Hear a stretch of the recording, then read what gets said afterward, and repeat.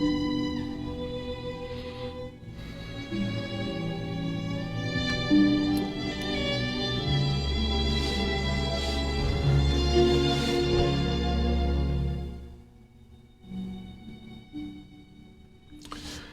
everyone, and welcome to the second Anchor to Light meditation on Wednesday.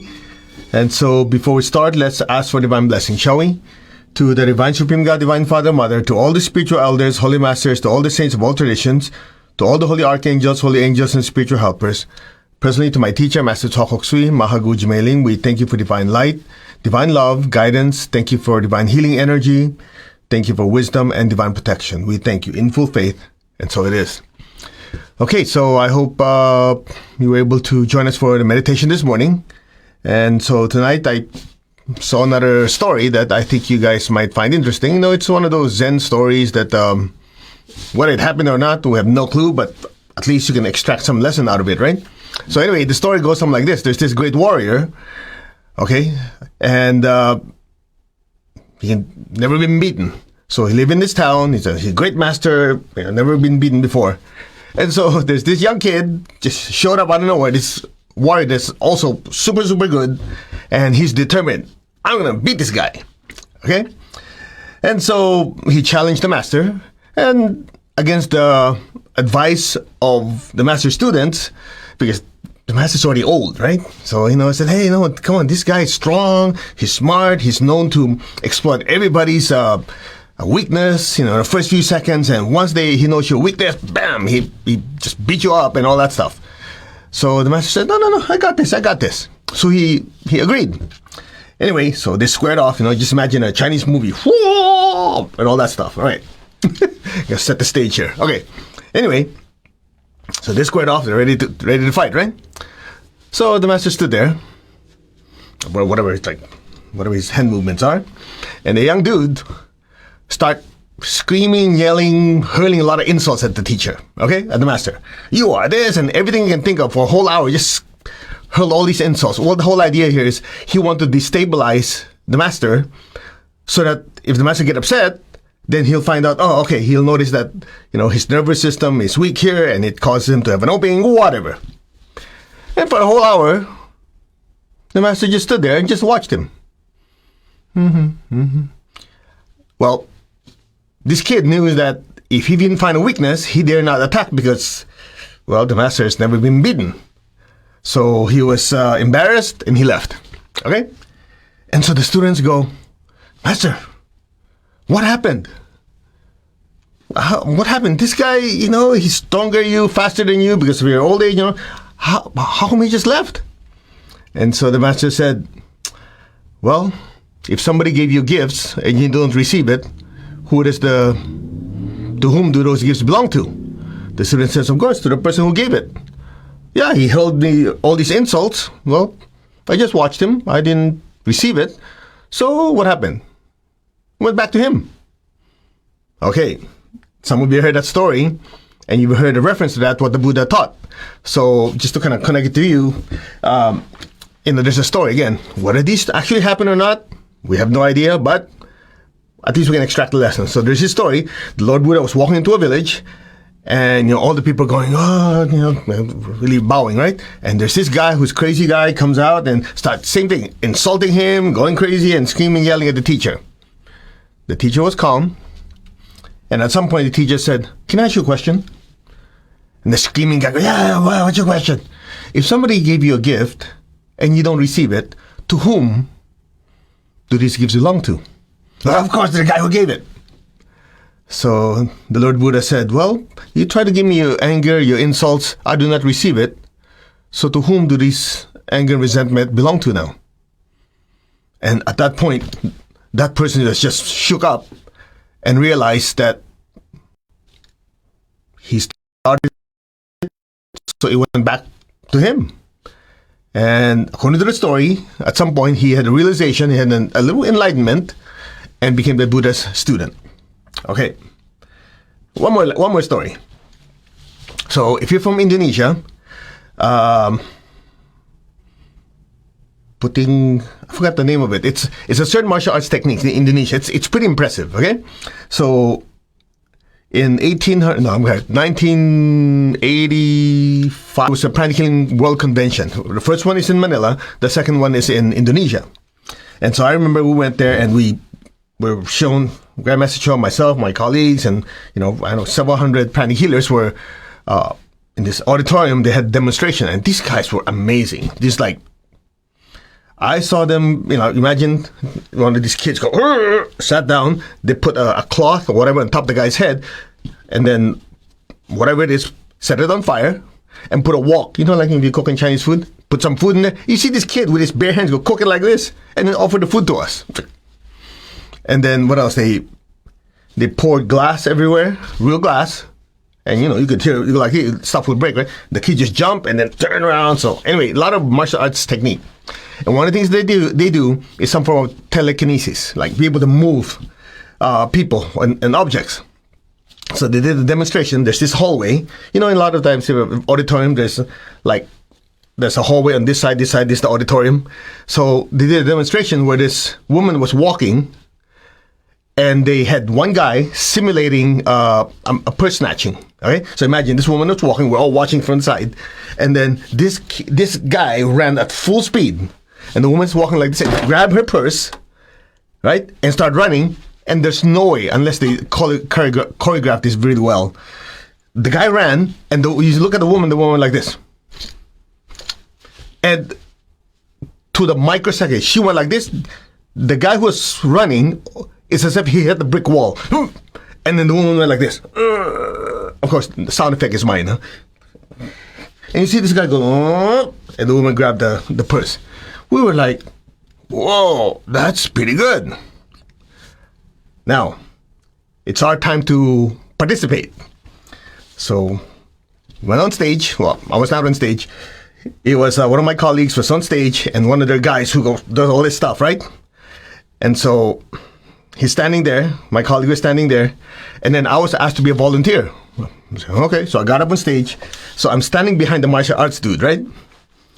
And the whole idea is they're going to do all this stuff and push my colleague out without touching him from like 10 feet away. So I'm standing behind the martial arts guy, and my colleague, there's nobody behind him. I'm going, what the heck? So, but right before it started, Grandmaster Cho got up on stage, whispered something to my friend, and it went back down. So here we go. So I'm going like this. Okay, supposed to ready to catch. I have no idea what's going to happen. So this guy goes, ah! And you could really feel he was really angry, and send out this energy, right? Like if you ever play video games, Street Fighter, okay, anyway. So he projects all this angry energy. And my friend was standing there, and then within a few seconds, when he goes, ah! When this guy threw the energy at my friend, the guy fell to me. Okay, remember, I was like, that's strange. So he goes, this guy wasn't happy. Oh yeah? He went again, ah! Boom, he fell to me. I'm going, what the heck is this? My friend didn't even do anything. So the whole thing, ah! So during the break, when we came down from the stage, I went to my friend, I said, what did Master Cho tell you? He said, oh, Master Cho whispered, just say, do nothing. Just feel love. Do nothing. That's it? I mean, this guy was really, if you've ever seen anybody pissed off, multiply that by 100, and he knew energy, so he was projecting it. So you can imagine. And later on, I talked to Master Cho, he goes, exactly the point. Exactly the point. Like qualities attract, opposites repel. I knew what they were doing, and the reason they could do it to each other, in demonstrations, because this guy projected crap to this guy projected, it's like a crap show. Okay? He didn't say that. That's my interpretation of what the teacher said. So all I did was, if he did not react to him, it just went back. What's the lesson? I think you got it already, right? Like qualities attract, opposites repel. If you ever attended Psychic Self-Defense, Pranic Psychic Self-Defense, the class, well, I don't know when we're going to teach it. Rule number 1 in psychically protecting yourself is called non-reaction. It's just like the master, the warrior master. The kid was screaming, yelling, and then insulting him, waiting to destabilize him emotionally and mentally So he can be beat up. No, the teacher stayed calm. Said, whatever, my mantra, Om, whatever, Om. Went back. Same thing what happened with the Lord Buddha, the story. And this friend of mine was standing there. I mean, they talk about a lot of aggressive energy. Nothing happened. What's my point? Oftentimes, we are destabilized by ourselves, not from other people. We care too much about what people say. Somebody's trying to tell you something, trying to hurt you, yes, no, whatever. A lot of times it's the story we tell ourselves of what's going on, when in reality, it's nothing. Or, if it is something, you make it nothing. Yeah, I remember one time, many years ago, this actually happened to me. See, in Arhatic Yoga, there's different levels of spiritual practice. So, once you accomplish one, you have to apply to be approved to the next level. The teacher scans your energy, make sure that you don't explode, that you can handle the energy.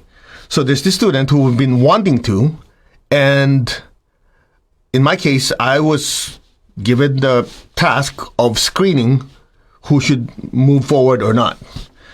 Well, I didn't approve this guy because he didn't look stable, right? Emotionally, he's going up and down and all that. So when he found out that I declined him, right in front of 10, 15 people, he started screaming and yelling, "You are this," and screaming and yelling, go, "You know what?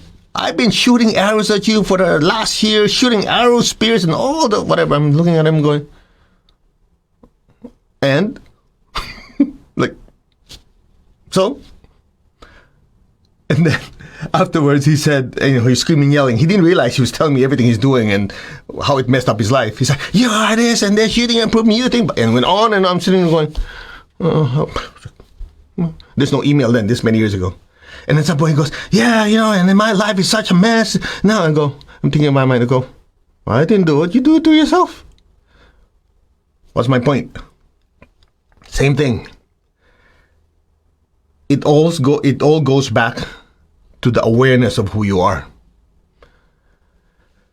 You cannot control what people do or say, but you can regulate how the soul regulates the body, regulates the emotions, regulate the thoughts. So in reality, we are responsible for our life. Yeah, but that person insulted me. Okay, short of it hitting you physically, they scream and yell, you're just going to look at them and go, Yeah, but they're throwing dirty energy. Okay, wear crystals or whatever you want to do. But in reality, all those crystals, all those, whatever you're using energetically helps. But those things will not help you if you emotionally engage. That's why we always tell people, I do a white light shield, this shield, that shield, 20 shield. I'm looking at them. Are you done? And he goes, yeah, but I don't understand why, even with these shields, these people are able to make me upset, angry. I go, hello, your shield are useless if you emotionally engage. Because as they start screaming and yelling at you, if you just stay calm, then the shield stays put. But the minute you emotionally get triggered, your shield goes down.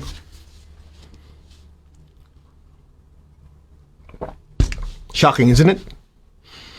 I know some of you think, well, I'm here for meditation, not for all these lessons. If you haven't figured out yet, if you allow other people's emotions and thoughts to affect you, it will affect your meditation. Now, the opposite is also true. If you do your meditation properly and you have an understanding that you are the creator of your thoughts and emotions and you regulate what happens, right?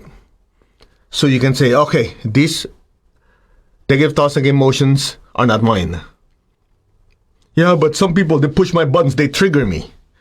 You know what the triggers are? You know what these emotional buttons are? Those are your chakras. You heard the saying, they push my buttons, they, pull or drain me. Those buttons are like symbols or metaphors, whatever you want to say, of your chakras. So if they, okay, what is that saying? When I first came to the United States, they told me, I remember my relatives told me, okay, simple rule.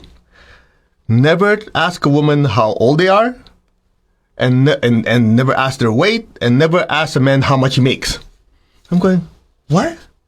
Just remember that rule and you won't offend anyone. I go, okay. I'm you're a 15-year-old kid. I have no clue. Then later on, I realized, makes sense. Because for a guy, a lot of your ego has to do with how you carry your body and how much you make. That's the basic chakra. That's the solar plexus. That's the ajna. So if you say something related to those chakras go like that. They get rattled. With a woman, could be the sex chakra, could be the solar plexus, the heart. These are the little buttons, which are basically the chakras that get stirred up. So when you say they triggered me, that means you allow them to trigger you. Next time this happens, you do a simple experiment. Okay, I'm not saying you go out and get anybody upset and go, okay, test it on me. No, don't do that. Just next time a situation happens, step 1, observe. Are these my emotions? Nope. Are these my thoughts? Nope. Is his or hers? Okay. This has to happen inside. Huh? So you're just looking at them while they're screaming, yelling, and do whatever. Go, are these my thoughts? No. Are these my emotions? No. So if they're not mine, must be theirs. Next question. Do I want them? No. So the question is, why should I let them in? I don't. So you keep that awareness in your head. You just say, hey, these are not my thoughts. You're still polite. You're just watching. Yeah, yeah. The Japanese height. Still be polite, because you don't want to make it worse. They're already making it worse as it is. You don't want to join in. Now some people say, you're going to fight fire with fire. Yeah, that's dumb. You create a bigger fire.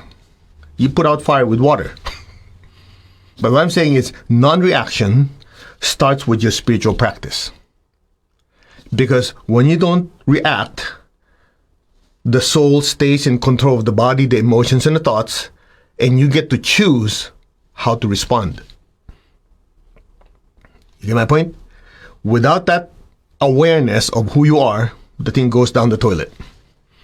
I remember a few years ago, at Tony Robbins' event, he invited this guy, Tim Larkin. Some of you might know, he's a self-defense guy, right?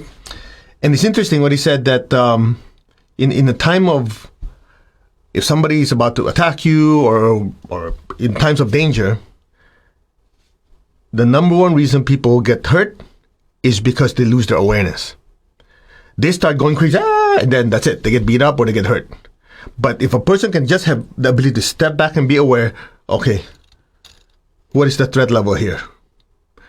Okay, what is going on? What could happen? Just the ability to observe. Now, if you're in martial arts or in the military, they call it situational awareness. Situational awareness means different situations. If you heighten your awareness, you're able to observe what's going on. But before you even do that, you have to first be aware of what's going on within you. Now, let's tie it up to meditation. You'll notice that during meditation, in the stillness, in the silence, not all of you, I know some of you like me when I first started, it's like, is this done? Is this stillness thing, this quiet thing, are we done yet? I was like that. In fact, I used to fast forward my teacher's meditation audio when it's stillness. I go, okay, don't do that. Anyway, here's my point. In that time of stillness, a lot of you go, wow, it's so peaceful, still. You're floating somewhere, right? Okay. Just make a mental note for yourself. After the meditation, at any given time, you can go back to that stillness and awareness of that nothingness on demand. So what you do is something like this. In fact, we'll practice it tonight, okay? So next time you're talking to someone or watching TV, you can just try it. Even there doesn't have to be anything there doesn't have to be any threat. You just talking to someone and then you go, okay, let me try this. Just go back to that time when you were still in quiet in meditation. Just put yourself back in that state. Make that the now. You will notice. Then you just look at my hand. You just keep extending it, extending it, extending it, extending it. And before you know it, people going crazy, upset. You just look at them and go, what's the big deal? That's why I used to watch my teacher. It was hilarious. People go, Master, He looked at me. Okay. So you just do this, you do this, you do that. Okay, namaste. He walks away. I'm like, what the heck? Yeah, there could be a crisis. He just say, okay, look. Wait for the typhoon to pass. Don't go crazy because you run out in a typhoon, you get wet, and you get blown away. Just observe the typhoon, protect yourself, and be calm. Relax. Like one time, I took him to the airport, right? I was driving like crazy because I don't want him to be late. Stressing out while I'm driving. He goes, relax. Master, I gotta get you to the plane. Relax. We have plenty of time. I'm going, he does not know LA traffic. So he checked in, and then I was parking the car. I came back, and then I see him walking. I go, shouldn't be in the plane. He's walking down from the check-in counter. He looks at me and goes, I can't believe it. We missed the flight. Anyway, let's go eat. I'm going. You see what I mean? Your spiritual practice and meditation has to translate into calmness and emotional mental regulation in your everyday life. Some of you, and I've talked to some of you, go, I can't believe it. I posted this and people were trolling me. They were doing this and they're getting all upset. I'm going, delete it. Yeah, but they said this. I go, don't read it. It's like, the way my teacher explained, it's like, if somebody give you a cup and it's poison, why put it in your mouth? Right? If you know what they're telling you, they send you a letter and there's all this stuff and you go, oh, this guy doesn't like me and I'm sure he's going to scream and yell. Oh, whatever. Okay. Toss it. If somebody sends you, a lot of stuff in your email or your Facebook, whatever, stuff, and people start going, yeah, blah, blah, blah. You just click, move on with your life. Isn't it? I know some of you go, easier said than done. I never said it was easy, but it can be done. You just have to start when? You heard the saying, right? It's only happening as fast as you start. Anything you want to be successful only happens as fast as you can start. That's it. So try it. Next time somebody's upsetting you, next time somebody triggers you, upsets you, step one, observe. That's the key. I'm going to drill it to your head. Observe. Just watch. This person's going crazy. This person's screaming, yelling. Interesting. Their mouth is moving and my ears are hearing noises that are not very nice. It's just like watching something, just stay a third person.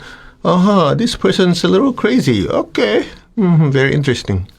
That's why I remember many times I'm talking to my teacher and then I'm panicking. Master, he goes, and some of you taking classes with him, right? Some student ask a crazy question like, but master, you don't understand. He goes like this. Very interesting. I'm going, that's all you gotta say? Very interesting? And later on he goes, when this person says it's very interesting, it seems like he's very upset, but in reality, he is creating his own problem. Very interesting. And go, wow. Now, here's a certain side effect. I want to warn you. This certain side effect is some people may find you a little cold. They might find you like you don't care. So, easy solution. Very easy solution. What you do is any situation that happens, you observe. Okay, this happening. What is the appropriate action? I should say this, I shouldn't say that, so it doesn't escalate. Very interesting. Then, if you notice there's some people who might feel like, oh, you're being ice cold, then you focus on your heart center and just project love and just make your voice more caring, more loving, project warmth. That's that. I know what you're saying. Well, but that's natural. It's not spontaneous. No, it's not. You're right. Because the I, the soul, control how much energy is given to the body, the emotions, and the thoughts, including the thoughts that come out of me, including the love that comes out of me. You mean you regulate the love? Yeah. Why not? Everything is regulated by the soul. You love your child. You go, I love my child a lot. Okay, let's unleash all this love. Okay. And then you go, okay, that's enough. You're like a robot. No, it's called spiritual mastery. The spirit, the soul, regulates your life. I know some of you who are new, this is like too robotic, whatever, which is perfectly fine. Here's the best news of all, and we'll meditate. Just try it anytime you have some form of conflict in your life. Just try it. You don't have to do everything else I'm sharing with you tonight, because I gave you kind of the big picture. Try it on little things. Next time you see, somebody says something, you give you some news that you don't like, you observe. I noticed that whenever this type of news comes to me, I feel a certain heaviness here. I feel a heaviness here. I also notice that my breathing changes. You know what you're doing? You're observing.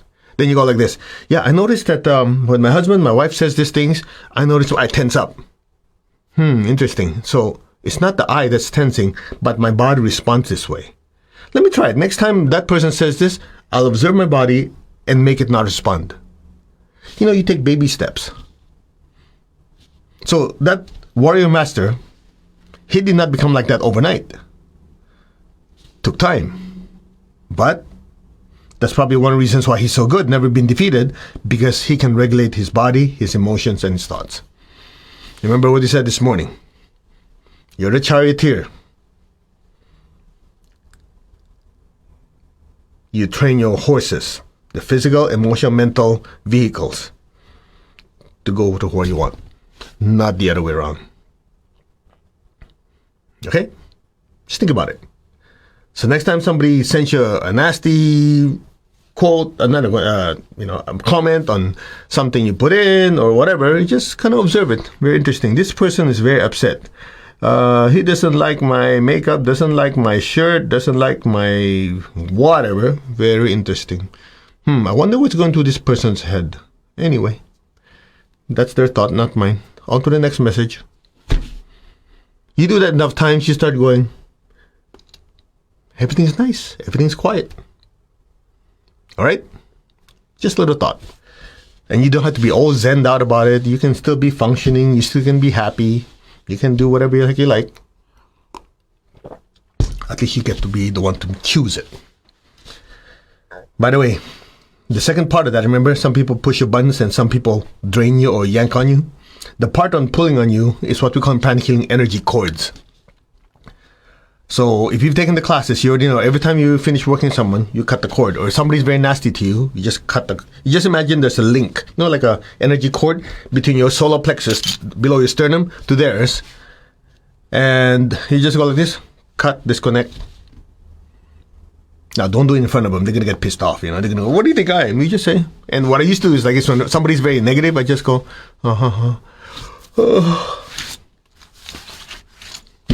They can't tell, they think I'm just whatever, but I'm going, God. Or you can do the Japanese way. Samurai. All right. Shall we? To the Divine Supreme God, Divine Father, Mother, to all the spiritual elders, holy masters, saints, archangels, holy angels, spiritual helpers. Personally, to my teacher, Master Tokoksui Mahaguji Mailing, thank you for divine light, love, guidance. Thank you for your wisdom. Thank you for your help. Thank you for divine protection in full faith. And so it is. Okay, let's do meditation twin hearts. I know we did it this morning. My teacher said you can do it twice a day, right? Tap your heart with your left hand, your crown with your right hand. Put your hand like this. Be aware of your heart. Smile. Imagine someone you love in your heart. Just a picture of someone you love right in there in your heart. That alone, you'll notice your energy softens. Feel love for this person and just say, from my heart to yours, I shower you with much love and lots of affection with no expectations but just to love you. Smile. And just imagine your heart smiling and fill that person with love. Now be aware of your crown. Just be still. Just visualize the person in front of you. Project golden light to them. Just say, may you be blessed with inner peace and divine love. So be it. Now we'll share this love not just with one person, but the entire world. Just visualize this person you love as one of billions of people on earth. Beware of your heart in your hands. Flood the earth with beautiful pink light. Lord, make me an instrument of your peace, a channel of your peace. Wherever there's hatred anywhere in the world, let me sow love. Where there's injury, let me sow pardon and forgiveness. Where there's doubt, let me sow faith. Where there's despair, let me sow hope. Just flood your loved one, your city, your state, your country, the entire earth with peace, with love, with a spirit of forgiveness, with hope and with faith, with light and joy. So be it. Just fill the earth with so much love, peace, joy, and light.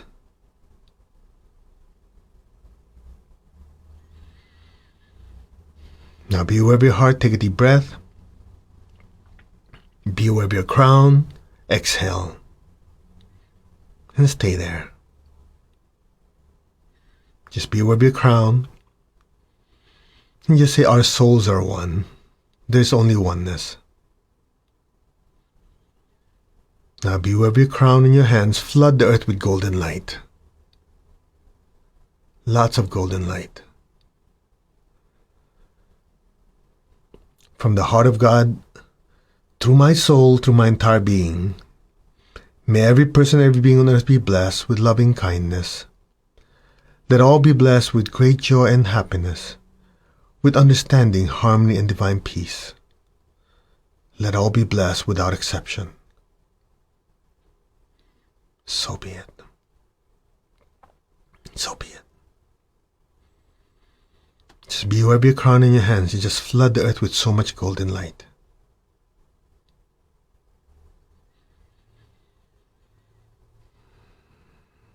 Can you feel that? If you're sensitive, you might almost feel a tingling in your hands or a pressure in your head.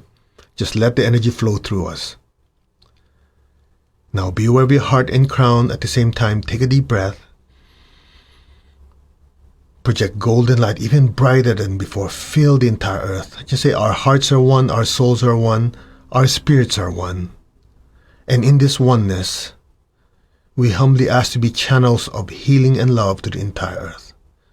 From the center of the heart of God, through my soul, through my entire being, may every person, every being, every sentient being in the higher worlds, middle worlds, even the lower worlds, let all sentient beings in every dimension, every direction, above and below, be blessed with God's unconditional love and kindness.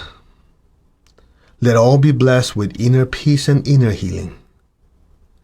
Let all be blessed with understanding, with harmony, with goodwill, and the willingness to do good. Blessings be to all. Bless your family, your relatives, the people you work with. Let it extend to the people you know, your acquaintances, your friends, all of them. Flood them with golden light. And let that golden light spread to the city you live in. Let it keep spreading further out, state, country, surrounding areas. Let it literally envelop the entire earth. From the center of the heart of God, may every person, every being be blessed with peace, with love, with kindness. So it is.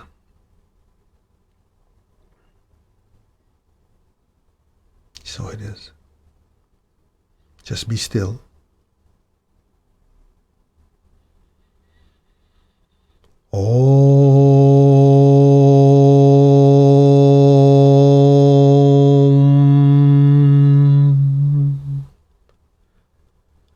Mani Padme Hum.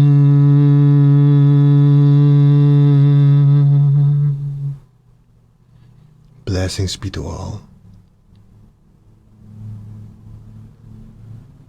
Om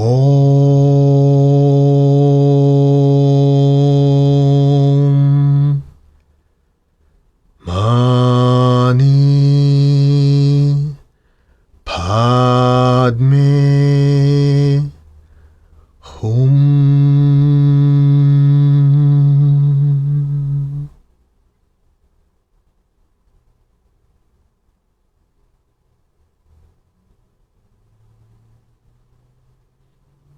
Om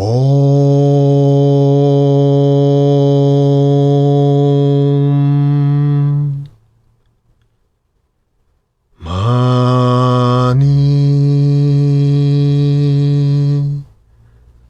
Padme Hum.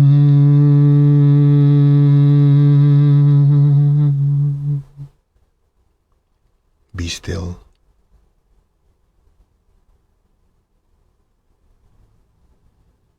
Blessings be to all.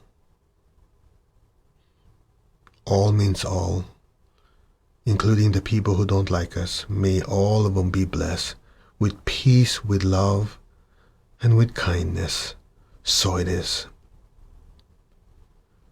Om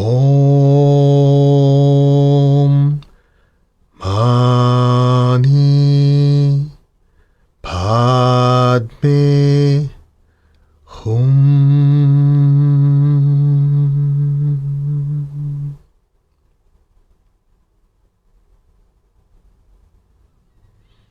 Blessings be to all. Om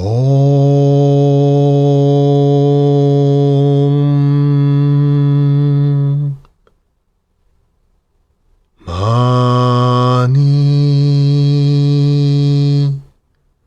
Padme Hum.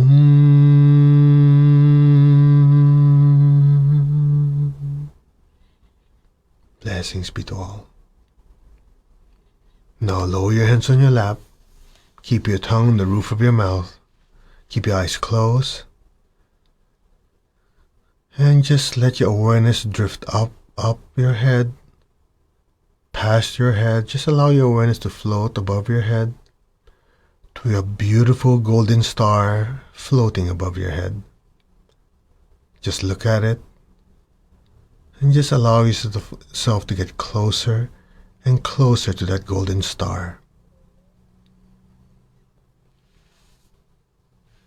And allow your awareness to just gently drift into that golden star and stay there.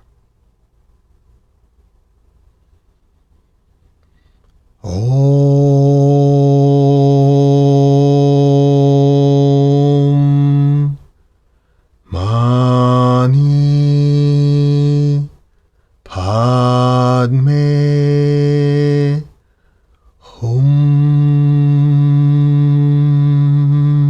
Hum. Just allow your consciousness to just gently dissolve into that golden star, that golden light. Every particle of your being is immersed in that light.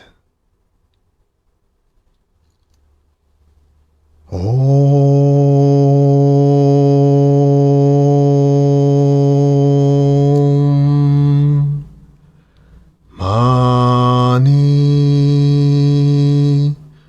Padme Hum.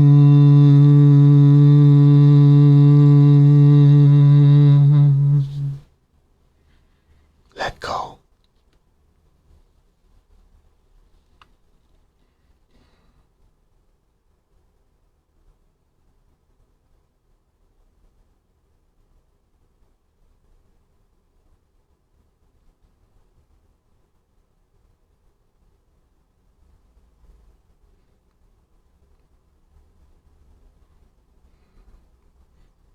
It'll take you higher. Ah,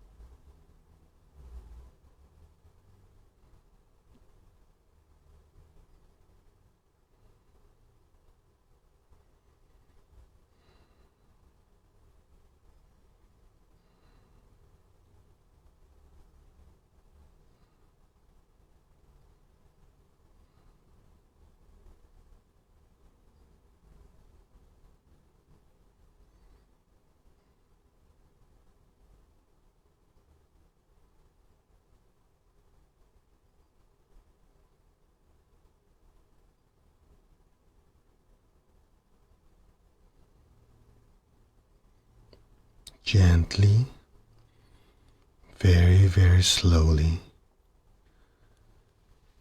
come back to your physical body. Gently move your fingers and move your toes. Just very gently and slowly come back. Take your time. Just settle in slowly into your body.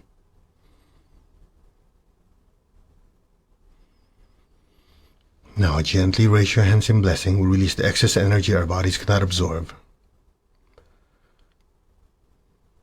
Imagine all the people you love in front of you. Fill them with golden light. May all of them be blessed with good health, with happiness, with abundance and prosperity, and with spirituality.